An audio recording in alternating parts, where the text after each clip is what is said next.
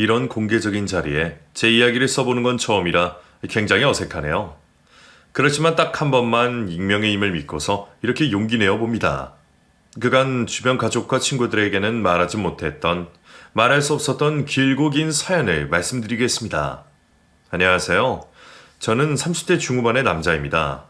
전 어렸을 적부터 무척이나 가난한 집안에서 자랐습니다. 한평생을 어촌바다 근처에서 보내셨던 부모님은 지위나 명예 같은 건 관심 없고 오로지 먹고 살 걱정으로만 가득했던 분들이셨습니다. 세상은 직업에 귀천이 없다고 하지만 어릴 적 제 눈엔 분명히 존재해 보였습니다. 부모님은 새벽부터 밤까지 열심히 일했고 당신은 일에 떳떳하게 살아오셨지만 살림은 쉽게 나아질 기미가 없었습니다. 그렇게 낡은 작업복을 입고 하루 종일 시장 근처를 떠도는 모습, 그리고 그 비슷한 행색을 하고 똑같이 떠도는 다른 어른들을 보면 부모님의 직업은 분명 귀한 게 아니란 생각이 들었습니다. 그런 생각이 제 머릿속을 가득 채웠을 때쯤 저에게도 꿈이 생겼던 것 같습니다. 귀한 직업을 갖고 싶다고요? 그런데 그 답을 학창시절 내내 고민했지만 진로를 쉽게 결정 내릴 수는 없었습니다. 귀한 일이 뭔지 잘 모르겠더군요. 당시에 전 스스로 어른이 되었다고 생각했지만 그래봤자 10대 후반이었으니까요. 권력을 잡는 일인지 꼭대기에서 내려다보는 지위의 일인지 사회적으로 존경받는 일인지 정확히 정할 수가 없었습니다. 그러다 내린 답은 결국 돈이더라고요. 돈이 있으면 권력도 지위도 명예도 전부 다 잡을 수 있다는 판단이 들었습니다. 그래서 그 누구보다 많은 돈을 벌어야겠다는 목표가 생겼고 대학 진학 이후에 본격적으로 사업에 대해서 공부했습니다. 사실 고등학교 초엔 대학 진학 계획이 없었습니다. 집안 형편이 안 좋기도 했고 입시 공부에는 딱히 소질이 없다고 생각했습니다. 그런데 돈 버는 법에 대해서 공부할수록 대학을 가야 한다 같다는 판단이 드는 겁니다.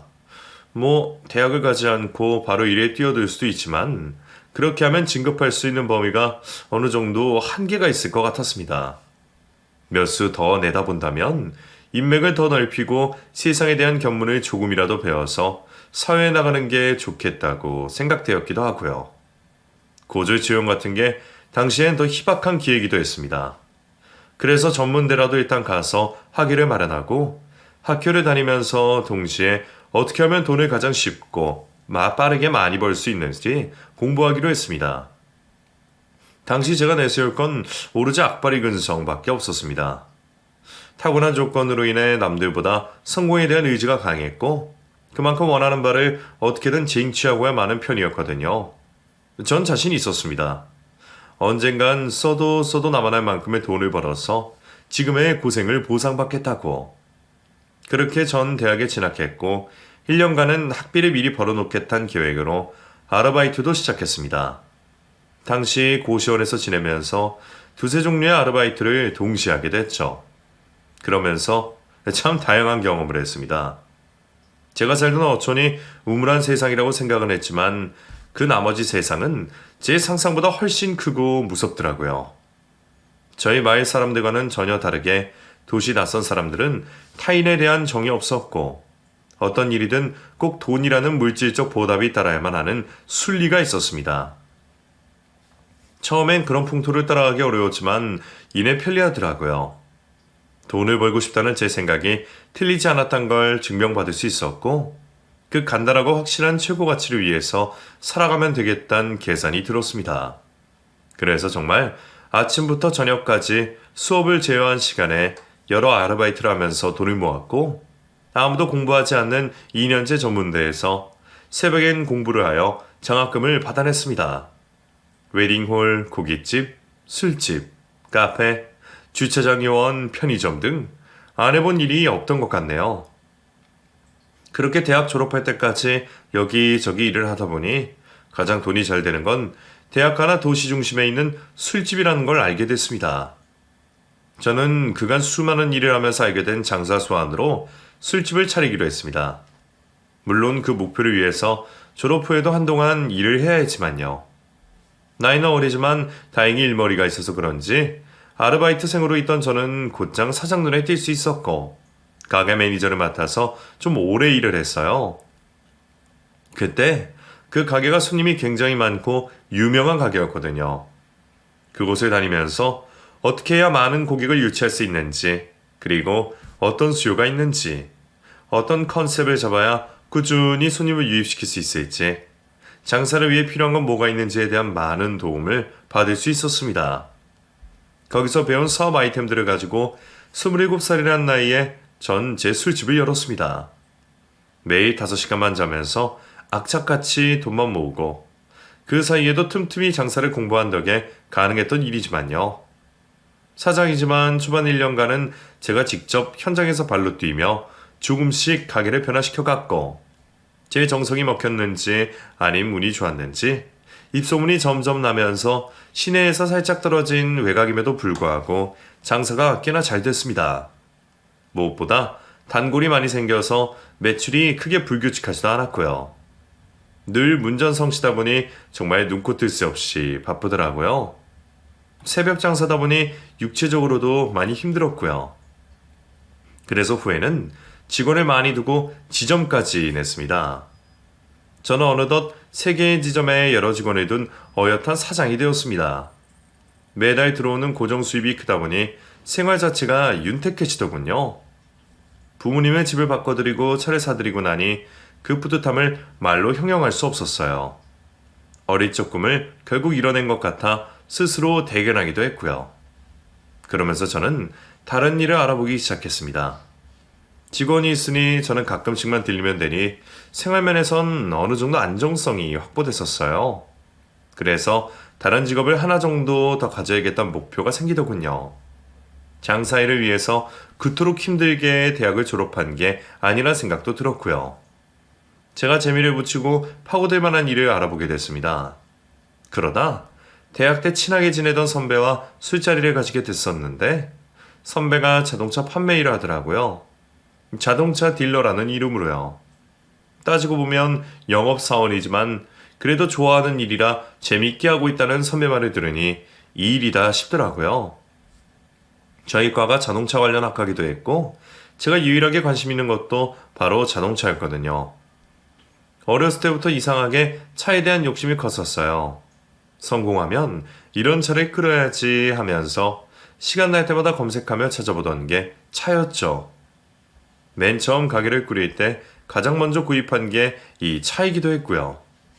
수많은 손님을 만나면서 말하는 건 자신 있었고 이 일이라면 재밌게 할 수 있겠다는 생각이 들었습니다. 그래서 30대 초반에 저는 자동차 딜러 일에 도전했고 다행히 대학 선배라는 좋은 인맥이 있어서 어렵지 않게 취직을 할 수 있었습니다. 자동차에 대해 깊이 공부하는 건 가게를 차리는 것과 또 다른 재미인지라 너무나 즐거웠습니다. 게다가 영업직 특성상 능력이 따라주는 만큼 월급이 달라질 수 있다는 게 누군가에겐 단점으로 느껴질 수 있지만 저에겐 더 열심히 일하고 싶은 동력이 되더라고요. 잘 맞는 일을 구했다는 생각에 저는 더 열심히, 더 적극적으로 임했고 그렇게 어느새 새 직장에서도 안정적으로 자리를 잡을 수 있게 됐습니다. 다행히도 대학을 선택한 것과 그 안에서 최선을 다하기로 했던 지난 저의 선택들이 틀린 게 아니었단 걸 확인할 수 있어서 행복했습니다. 서론이 좀 길었죠? 저의 20대는 돈이라는 뚜렷한 목표를 세우고 이를 위해 노력했던 저의 선택들이 틀리지 않았단 걸 증명하는 시간이었습니다. 그러면서 잘하는 사람이 누군지를 알게 됐고 스스로에 대한 믿음, 자신감을 키워나갈 수 있었고요. 그렇게 30대 초반까지는 저와 일에 매달리다 보니 사실 결혼에 대한 꿈을 꾸거나 계획을 세워본 적이 없었습니다. 평범한 연애는 서너 번 해봤지만 그때마다 일이 우선이었던지라 오래는 못 갔고요. 여자를 만날 기회도 많지 않았던지라 크게 생각해본 적 없는 것 같기도 하네요. 그러던 중 가게에 한 직원이 들어왔습니다. 무용을 하다가 아예 그만두고 아르바이트를 새로 구하러 온 분이었죠. 직원은 제가 선수다 면접하고 뽑았기에 처음 봤었을 땐 그냥 싹싹하게 일을 잘할 것 같다는 생각으로 일을 시켜주었습니다. 밝고 명랑해서 다른 직원들과도 잘 어울릴 것 같았고요. 그런데 가게를 갈 때마다 저에게 말을 시키면서 살갑게 대해주더라고요. 사실 제가 가게를 매일 가는 편도 아니고 만난 적이 많지는 않으니 사실 관심 바뀌긴 했습니다. 저보다 5살이나 어리기도 했고요. 그냥 내가 사장이니까 잘해주는구나 정도였죠. 그런데 어느 순간부터 제가 가게만 가면 졸졸 따라다니고 이것저것 사생활적인 걸 묻더군요. 왜 이렇게 가게에 안 나오느냐고 자꾸 묻기도 하고요. 어느 날엔 또 오늘 가게에 안 오시냐고 문자를 보내기에 신경 끄고 일이나 하라고 했습니다. 그러자 토라진 듯 며칠간은 말을 안 걸더군요. 그냥 어린애들이 낯선 사람한테 잠깐 호기심 느끼고 관심을 표하는 거겠지 싶어서 신경 안 썼습니다. 그렇게 대면대면 하다가 또 쪼르르 따라다니다가 또 서먹하기를 몇 번 반복하며 서너 달이 지났을 즈음 제가 가게 마무리를 하는 날이었어요. 연말이라 직원들은 집에서 보내려 하고 제가 정리하고서 퇴근하려 했죠. 그렇게 가게를 닫고 나오는데 그 직원이 가게 앞에서 저를 기다리고 있는 겁니다. 그러더니 대뜸 저에게 사장님, 저 이제 일 그만두겠습니다. 라고 하더군요. 그래도 일은 성실히 하던 친구고 그만큼 저도 급여적으로 잘 챙겨주었기에 무슨 일이 있는 건가 싶어서 왜 그러냐고 물었습니다. 그러자 그간 맺힌 서름을 한 번에 토해내더라고요. 무슨 말을 했는지 일일이 다 적을 순 없지만 대충 자기 마음을 알아달라는 내용이었어요. 평소엔 정말 관심이 한 털도 없던 사람인데 자기 마음을 처음부터 끝까지 솔직하게 털어놓는 모습을 보니까 갑자기 멋있어 보이기도 하고 이성적인 호감이 생기더라고요. 그래서 알겠다고 답한 뒤 저도 조금만 더 생각을 해보겠다 했습니다. 사실 좀 그렇긴 하잖아요. 가게 안에서 사장과 직원이 만나는 게 굉장히 나쁘끄러운 일이란걸요. 괜스레 사장이 일부러 직원에게 접근한 것처럼 보일까 두렵기도 하고요. 내가 굳이 내 가게에서 일하러 온 사람을 만나야 할까 싶기도 하고 그래서 마음이 굉장히 복잡했습니다. 이성적으로는 끊어내야 한다는 걸 아는데 이상하게 그날부터 자꾸만 호감 감정이 커지더라고요. 곁에 있으면 자꾸만 신경이 쓰이고요. 제가 혼란스러워하는 걸 알았는지 그 친구도 이젠 대놓고 더욱더 적극적으로 다가오더군요. 이렇게까지 솔직하게 다가오는 사람은 처음이었던지라 당황스럽기도 했지만 그러다 보니 제 마음에 어느 정도 확신이 생길 수 있었습니다. 그렇게 우리는 비밀로 만남을 시작하게 됐고 사무적인 관계를 벗어나 연인이 되었습니다. 여자친구는 제 생각보다 책임감도 있고 어른스러운 편이었습니다.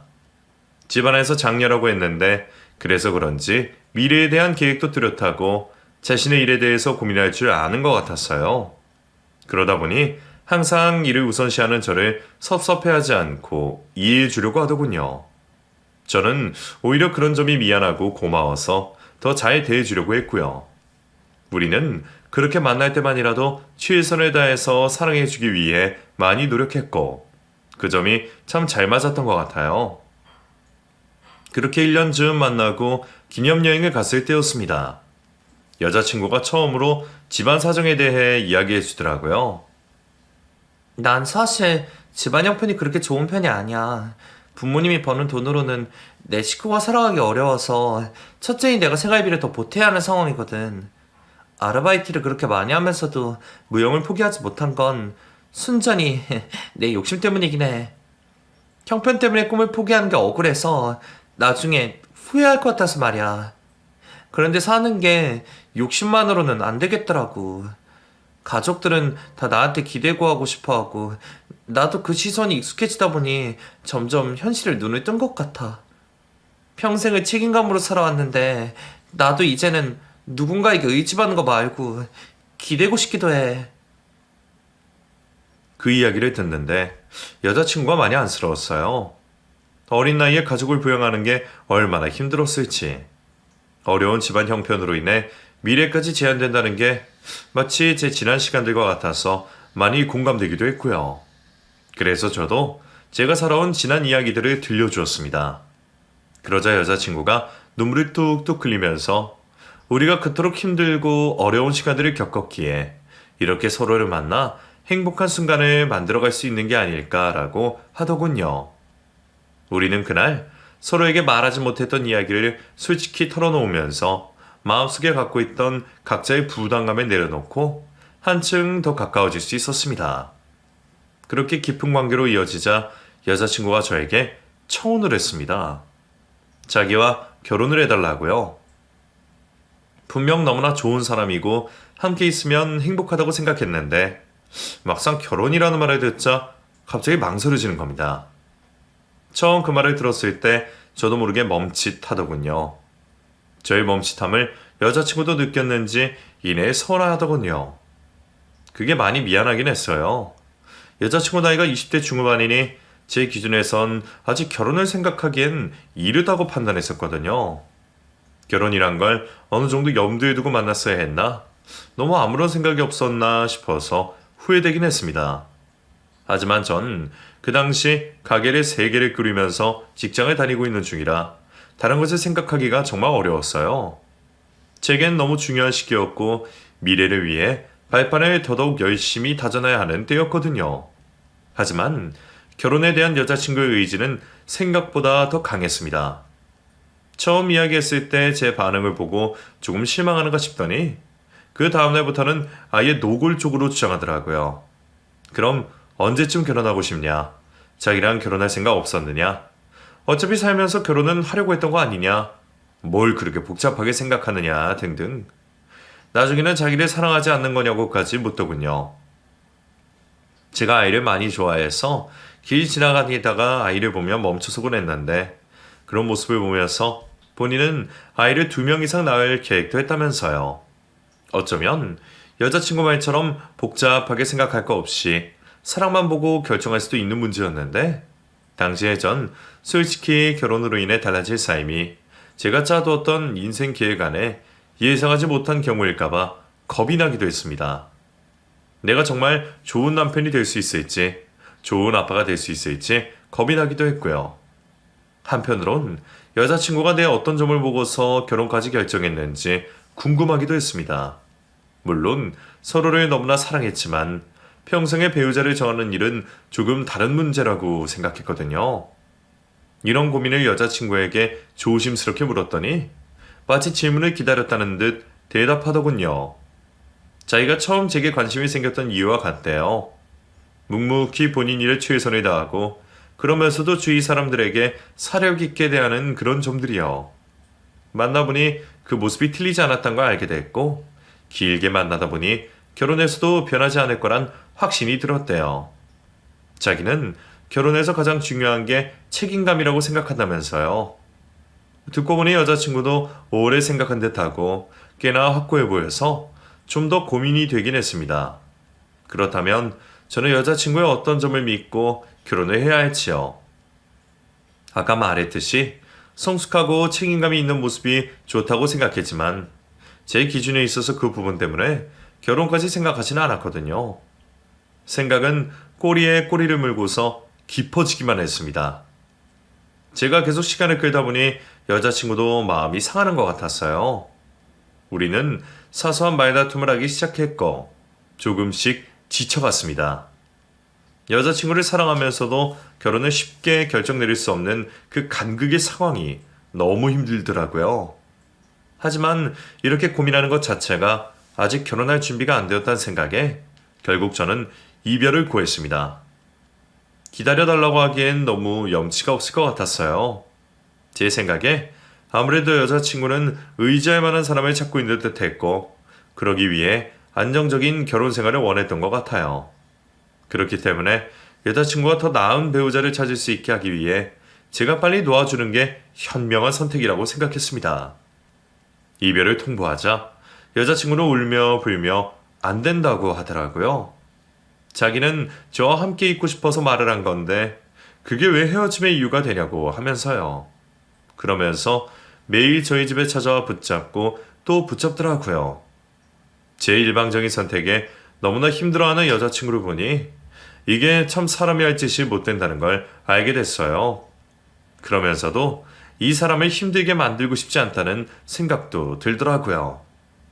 여러 여건 때문에 헤어지자고 했지만 저도 여자친구를 사랑하고 있긴 했으니까요.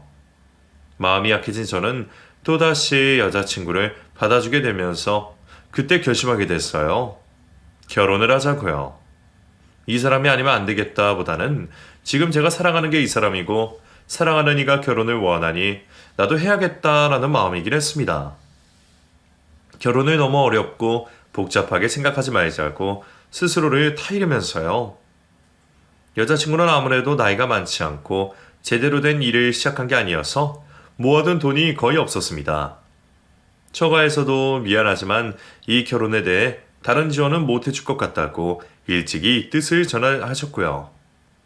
처음부터 무리하지는 말자 싶어서 우선은 제가 살고 있는 전셋집에 함께 살기로 했습니다.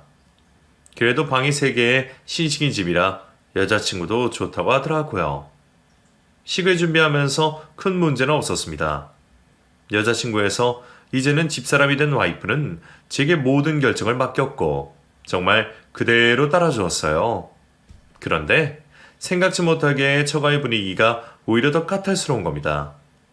결혼 후에 알게 된 게 아내가 그간 처가에서 경제 주도권을 잡고 있었더라고요. 처남의 아르바이트와 장인어른의 급여를 관리하면서 가게의 경제적인 부분을 분담하고 관리하고 있었어요. 물론 그게 가장 최선의 방법이었을 것 같긴 해요.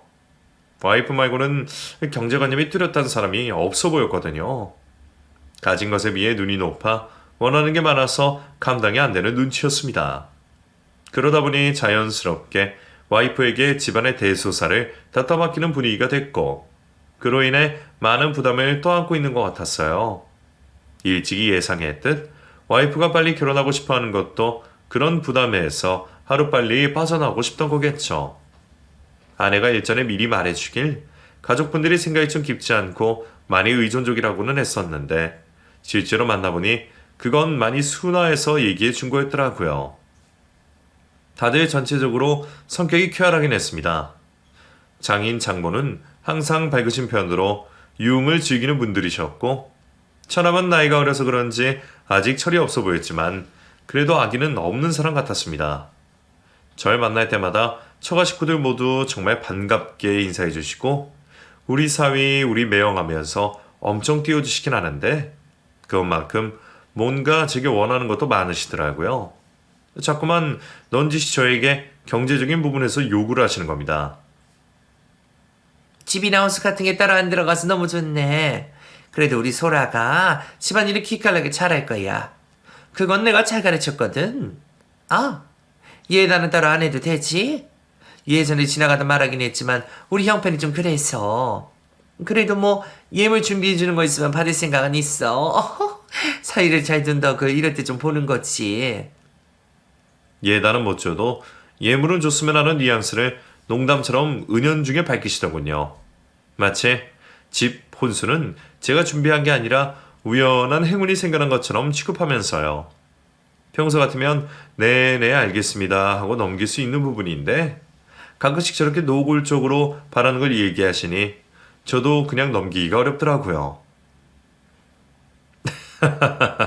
제가 집과 혼수, 식에 관한 모든 비용을 부담하니까 그걸로 사이덕 보셨다고 생각하시면 될 것 같네요. 예단 예물은 번거로우니 말씀처럼 생략하겠습니다. 제 대답에 시부모님 표정은 금세 굳어지셨지만 틀린 말은 아니니 그에 관해 더는 말이 오가지 않았습니다. 제가 그렇게 처음부터 강경하게 나가자 식을 올린 후부터는 와이프에게로 방향을 돌리시더군요. 툭하며 와이프에게 전화해서 이번 명절엔 용돈 얼마를 줄 수 있니? 기념일 선물로 뭘 줄 거니? 뭐가 돼주고 싶다느니 이런 요청사항을 구구절절 말씀하셨죠. 그때마다 와이프는 제 눈치를 보면서 애둘러 거절하거나 그러기 어려울 땐 슬쩍 제게 부탁을 했고요. 저도 돈 때문에 고생 참 많이 했었던지라 제가 힘들게 번 돈을 허투루 쓰게 하는 사람들을 정말 싫어하거든요. 그만큼 제가 노력해서 얻어낸 결실인데 단지 운이 좋다고 하거나 결과만 보고 자기들에게 베풀라는 그런 염치 없는 언행들이요. 그런데도 와이프가 제게 부탁하면 들어주지 않을 수 없었어요. 제가 정말 아내를 많이 사랑한다는 걸 결혼 후에야 확실하게 깨닫게 된 것 같네요. 그렇게 조금씩 도와주다 보니 어느새 적지 않은 액수의 선물까지 가더라고요. 때마다 여행도 보내드리고 고장났다며 연락이 오면 원하는 모델로 가전제품을 선물로 드리기도 했죠. 정말 저희 부모님에게 한 만큼 처가 식구들을 도와드린 것 같았어요. 그런 와이프는 미안해하면서도 너무 고맙다고 제게 더 잘하려고 했습니다. 그러던 중 한 번은 처남이 제 직장 근처에 볼 일이 있어서 왔다가 생각이 났다며 연락해온 적이 있습니다. 따로 본 적은 거의 없었는데 살갑게 같이 밥을 먹자기에 큰 개의 밥을 사주기로 했죠. 그런데 처남이 술이 좀 오른 건지 그게 본 목적이었는지 이런 얘기를 하는 겁니다. 매형, 제가 이제 군대도 다녀오고 나이도 26살이나 됐잖아요? 누나한테 들었는데 매형도 제 나이 즈음에 사업 시작하셨다면서요? 전 사실 뭐 잘하는 것도 없고 지금까지 별다른 기회도 없어서 알바만 근근히 해오긴 했는데 매형 같은 사람 밑에서 공부하면서 1년 정도 후에 제 가게 열면 진짜 열심히 할 수 있을 것 같긴 해요. 사실 예전부터 조건만 받쳐준다면 제 개인 사업이 하고 싶긴 했거든요. 누나는 꿈깨라고 하긴 했었는데 확실히 제가 가족들 중에 머리가 제일 좋기도 하고요. 매형은 어떻게 생각하세요? 애들하고 둘러서 빙빙 얘기하긴 했지만 결국 본론은 가게를 열고 싶은데 도와줄 수 있겠냐고 묻는 거더라고요. 듣자마자 기가 차더군요. 처남 지방에 있는 작은 대학 다니다 자퇴하고 탱자 놀다가 군대 다녀온 후에 PC방 아르바이트 하고 있다고 들었습니다. 정말 본인 말대로 26살 때까지 이뤄낸 거 하나 없고 잘하는 것도 없고 잘할 생각도 없고 좋아하는 것도 없는 사람이라고 들었죠. 매일 그렇게 허송세월 보내다가 갑자기 저를 자금줄로 보는 건지 가게를 열고 싶다 하니 기가 찰 수밖에 없었어요. 그래서 저도 모르게 푹 하고 코웃음이 나왔는데 본인도 제 마음을 알았는지 빈정상해하는 것 같더라고요. 그러면서도 포기하지 않고 계속 저를 설득하려 하는 겁니다. 본인이 잘 되면 처가댁에 지금 제가 감당하고 있는 금전적 부담을 자기가 모두 짊어지겠다고요. 그건 당연한 건데요, 처남?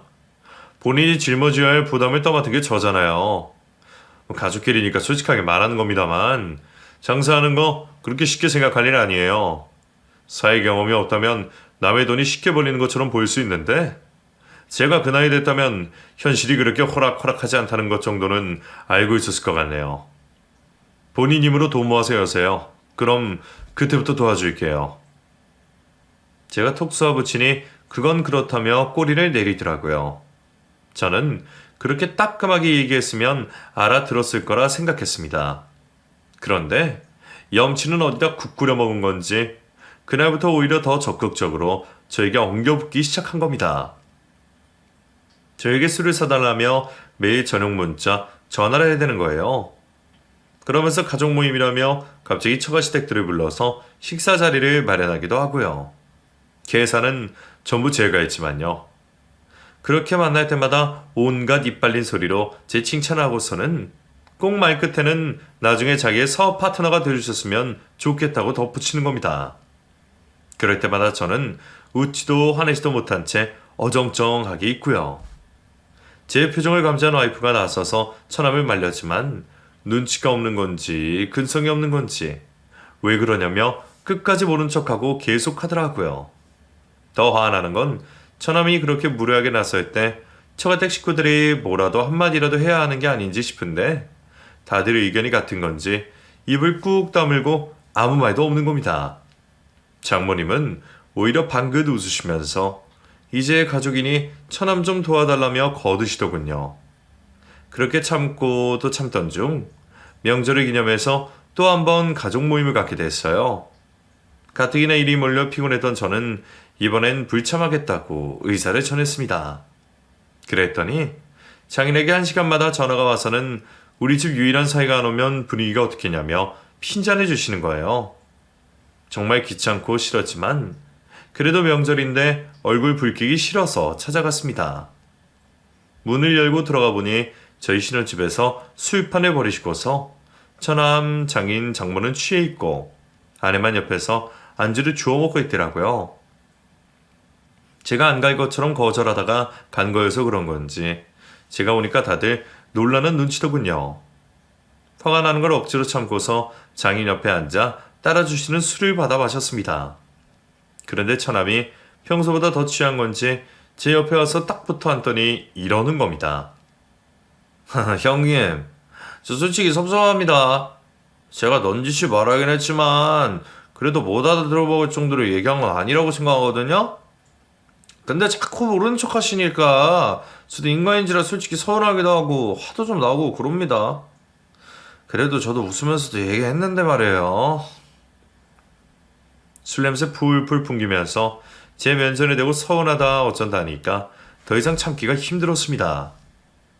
그간 내가 해준 돈이 얼마고 그 투정 받아주느라 들인 시간과 노력이 얼만데 나한테 이따위 망발하는 거지 모르겠더라고요. 그래서 이젠 안 되겠다 싶어서 마지막 충고를 하기로 했습니다. 처남, 내가 이런 말까지 안 하려고 했는데 더는 안 되겠다 싶어서 나도 솔직하게 말할게.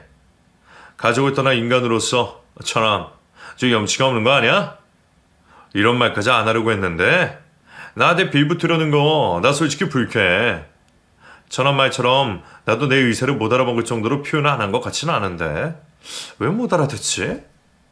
처남이 능력 없는 걸 다른 사람의 힘으로 해결하라 하지 말고 스스로 어떤 노력이라도 해봐. 당장 나가서 막노동을 하든 뭐든 뭐라도 하고 와서 자랑스럽게 도와달라 해보라고. 제가 이렇게 와다다다 말을 늘어놓는데 갑자기 장모가 와서 내 어깨를 탁 하고 때리더군요. 뭐야? 지금 자네 어디서 충고질인가? 우리 아들 지금 나이가 어려서 그렇지 충분히 능력이 있고 자네보다 훨씬 더 잘 능력 있는 애야. 애가 그거 좀 부탁했다고 자기가 뭐라도 된 것처럼 떠들어? 어? 장모가 갑작스럽게 화를 내자 당황스럽기도 하고 어이도 없더라고요. 와이프는 제 눈치를 보며 왜 그러냐면서 장모를 말렸고요. 저는 더 이상 할 말이 없어서 전부 다 나가라고 했습니다. 남은 전까지 다 떨어진 기분이었어요. 그래서 그냥 막 떠밀듯 내보내고서 와이프랑 이야기 나눴습니다. 자기야, 미안해. 나 당신한테 염치 없이 그러지 말라고 평소에 몇 번이나 말했는데 또 저러네. 내가 진짜 면목이 없어. 한 번만 넘어가주라. 어? 다시는 도와달라고는 하지 않을게. 와이프가 거의 두 손 모아 빌다시피 하니 어쩔 수가 없더군요. 와이프도 부모님이 그러시는 거니 어쩔 수 없겠다 싶어서 이야기로 넘어가기로 했습니다. 다만 이제 더는 처가를 도와주지 않겠다고 선언했고요. 그 뒤로 이따금씩 처남, 장모, 장인이 돌아가면서 저에게 안부 문자나 전화를 해왔지만 받지 않았습니다. 이미 제가 할 수 있는 도리는 전부 했다고 생각했거든요. 와이프도 가족 이야기는 더는 하지 않았고요. 스트레스를 받다 보니 가게 일도 소홀해져서 매출이 많이 떨어졌었거든요. 당분간은 일에만 집중하자 싶었습니다. 그런데 어느 날 와이프가 펑펑 울면서 제게 전화를 했습니다. 무슨 영문인가 싶어서 이유를 물어보니 이렇게 말하더군요. 자기야, 우리 엄마 암이래. 장모가 암에 걸리셨다는 겁니다. 전에 없이 크게 우는 와이프를 보니 당황스러웠고 장모의 갑작스러운 소식에 더더욱 놀랐습니다. 이전까지 연락을 끊고 살긴 했지만 병세까지 모른 척할 순 없어서 와이프와 함께 처가를 찾아갔어요. 장모는 이전보다 살이 조금 더 빠지신 모습이었습니다. 위암인데 이기라고 하시더군요. 그러면서 이제 병원에 입원해야 하는데 병원비가 너무 많이 들 것 같아서 그냥 집에서 요양을 하시겠다는 겁니다. 그 말에 와이프는 하늘이 무너질 듯 울기 시작했고 장모는 고개를 떨군 채 아무 말이 없더군요. 그 모습을 보면서 제가 무슨 말을 할 수 있었을까요? 마치 이미 장례를 치른 것처럼 울음바다가 된 처가에서 제가 할 수 있는 말은 딱 하나였습니다. 그 병원비 제가 대겠다고요. 그러자 장모와 장인의 얼굴에 화색이 돌더군요. 정말이냐면서 받아도 되겠냐 물으시더군요. 저는 아내와 제가 자식된 도리를 하는 거지만 이게 마지막이라고 말씀드렸습니다. 얼마가 필요하냐고 여쭤보니 조금 고민하시는 듯 했습니다. 이윽고 3천만 원이라고 하시더라고요. 사실 마음속으론 한숨이 좀 나왔습니다. 3천만 원이 애들 이름도 아니고 저에게도 큰 돈인데 또 이렇게 도와드린다는 명목으로 지출하는 게 솔직히 심적으로 힘들더라고요. 하지만 병원비이기도 하고 와이프가 너무나 도와드리고 싶어 하니 어쩔 수가 없었습니다. 결국 저는 적금을 깨서 장모께 3천만 원을 드렸고 장모는 저의 손을 잡고 연신 고맙다고 되리셨습니다. 드리는 과정은 힘들었지만 드리고 나니 그래도 홀가분하긴 하더라고요. 만약 장모의 병원에 못 묻혔겠으면 그랬다가 만약 건강이 안 좋아지셨으면 평생 후회했을 것 같아서요. 그렇게 와이프를 통해서 장모가 병원에 입원하셨다는 소식만 듣고 저는 3천만 원어치의 공백을 채우기 위해 일을 더 늘리게 됐습니다. 병원에 잘 계시다는 얘기를 와이프를 통해 전해 듣고서 나도 한번 병문안 가겠다고 하니 올 필요 없다고 하더군요. 이기면 항암 치료만 잘하면 금방 퇴원할 거라고요. 그러니 저도 와이프의 말을 믿고서 크게 개의치 않았고요. 그리 심각하지 않으니 크게 걱정하진 않아도 되겠다 싶었습니다. 그러면 서로 무엇보다 와이프가 제게 많이 고마워하고 전보다 더 가사 일에 도맡아서 신경 쓰는 모습을 보니 제 마음도 편했고요. 한편으로는 역시 사람은 돈이 있어야 하나 싶었습니다. 돈이 없었다면 사랑하는 사람이 가장 위급한 순간에 나서서 도와줄 힘도 없었을 거예요. 그렇게 두어 달 정도 흘렀을 거예요. 처남이 제게 오랜만에 연락을 해왔습니다. 평소 같으면 그냥 무시할 전화인데 하필 그날 정신없이 바빠서 처남 전화를 받아버렸거든요. 그런데 대뜸 차를 사고 싶다는 겁니다. 뭔가 이상하긴 했지만 우선 제가 있는 매장으로 오라고 했죠. 오랜만에 만난 처남은 어쩐지 시수가 훤해져 있었습니다. 장모의 건강이 안 좋아서 얼굴에 어느 정도 근심이 있을 거란 저의 예상을 깨고요. 그런데 매장으로 걸어 들어오는 폼부터 표정까지 은근히 거들먹거리는 느낌이더라고요. 혀를 쯧쯧대며 이리저리 매장을 구경하는데 묘하게 기분이 안 좋았습니다. 어쩐지 직원이 저를 깔보는 느낌도 들고요. 매요, 저 차 좀 사려고요. 추천 좀 해주실 수 있어요? 제가 생각했을 땐 분명 필요 자금이 없을 텐데 무슨 돈으로 사겠다는 건지 모르겠더라고요. 그래도 일단은 좋은 모델 이것저것을 추천해 주었습니다.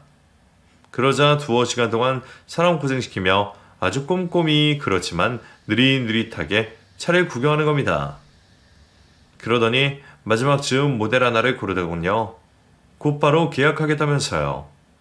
그것도 사실 이 모델 할까 저 모델 할까 한참 실랑이 하다 고른 거지만요. 계약서를 쓰면서 제가 넌지시 물어봤습니다. 무슨 좋은 일이 생겼기에 차까지 사냐고요? 그러자 처남이 그러더군요. 그냥 뭐 타고난 조건으로 얻어낸 거죠. 나는 누구 말처럼 능력이 없어서 다른 사람의 임에 기대려고 하는 타입이라서. 그게 잘 안 고쳐주네? 말끝마다 저를 비아냥대고 있던 걸 알았지만 지금 그 순간은 제 고객이기도 하니 아무렇지 않게 웃어주었죠. 차를 계약한 처남은 또 한번 느릿느릿 매장을 구경하더니 제 고생하라며 어깨를 토닥여준 뒤 나갔습니다. 어이가 없었지만 그냥 애기가 도발하고 싶어서 왔구나 하고 넘기려 했습니다. 그런데 그날 밤, 아니 그 주 내내 마음속 어딘가 찜찜한 겁니다. 처남이 무슨 돈이 나서 차를 샀을까? 아무 일도 안 하는 거 아는데 하늘에서 뚝 떨어진 것도 아니고 어떻게 차를 산 걸까 싶었습니다. 그러면서도 머릿속으로 스쳐가는 생각이 있었지만 설마 싶어서 금방 떨쳐냈고요. 궁금함이 정도를 지나치자 저는 와이프에게 물어봤어요. 처남이 차를 샀는데 무슨 돈으로 산 건지 아냐고요. 그러자 와이프는 자기도 모르겠다면서 걔가 차를 샀냐며 화난 투로 답하더군요. 와이프도 아니면 도대체 어떻게 한 건지 싶어서 궁금증은 점점 더 커졌습니다. 그러면서도 마음속 의심도 커지기 시작했습니다. 아마도 어쩌면 장모가 내게 거짓말을 한 건 아닐까 싶어서요. 그래서 전 처가 식구들에게 말없이 처가를 찾아갔습니다. 초인종을 눌렀는데 답이 없더군요.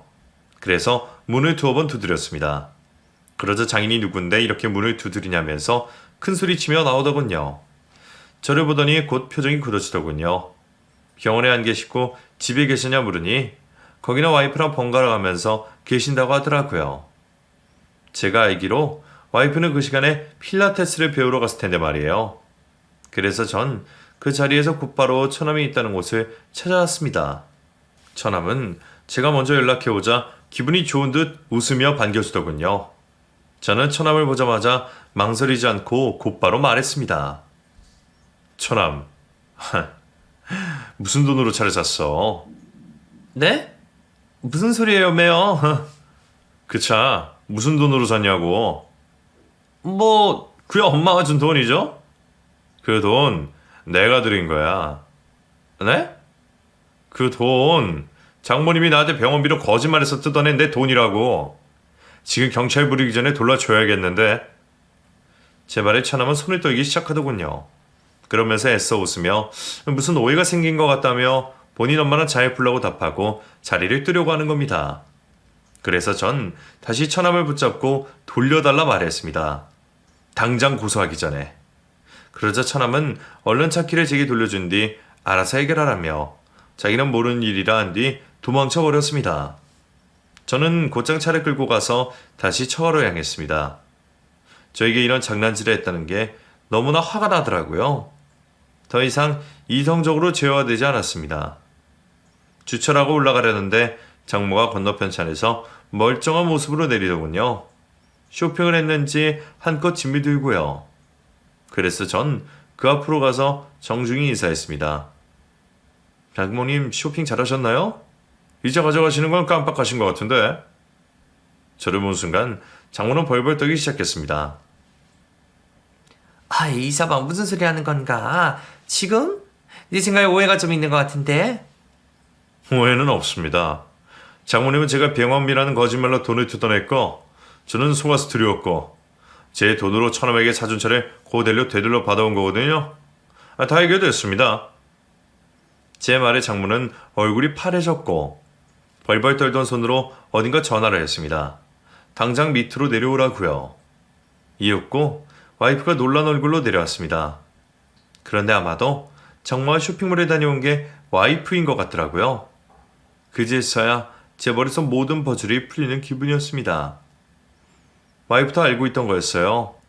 처가에서 제게 한 그 모든 거짓말들을요. 본인도 한편으로 저를 속인 거였으면서 그동안 가족들에게 시달린 척, 제게 미안한 척도 가족들을 못 말린 척 다 모르는 척 해온 거였습니다. 와이프는 저를 보자마자 눈물을 흘리면서 잠깐만 자기야. 지금 오해하기 좋은 상황 같은데 그거 아니야. 지금 생각하는 그거 다 오해라고. 저는 아내의 손을 뿌리친 채 바로 차를 끌고 나왔습니다. 너무나 힘들었지만 이제 모든 게 이성적으로 정리되더군요. 저는 그동안 처가 식구들 모두에게 속아왔고 이제 이 연을 끊을 때가 왔다고요. 전 곧장 이혼을 고했고 와이프를 내쫓다시피 해서 갈라서게 됐습니다. 그 과정은 힘들게 맺어진 우리 시간에 비해 너무나 짧고 쉬웠죠. 그 뒤로 처가 식구들에게 수많은 연락이 올 때마다 고소당하고 싶지 않으면 조용히 살라고 욕을 한 바가지 해줬어요. 그러면 또 쥐죽은 듯 가만히 있더군요. 사람이란 얼마나 간사한지 이번 기회로 톡톡히 안 것 같아요. 돈이 최고가 아니란 것을요. 슬프지만 이번 일로 인해서 이 세상에 정말 필요한 건 믿음이라는 교훈을 얻게 되었네요. 당분간은 모든 연을 끊고 아무 생각 안 하고서 지방에 내려가 있으려고 합니다. 외딴 곳을 조용히 여행하면서 잡념도 없애고 생각도 정리해 보려고요. 이야기가 생각보다 길어졌네요. 지금까지 읽어주셔서 감사합니다.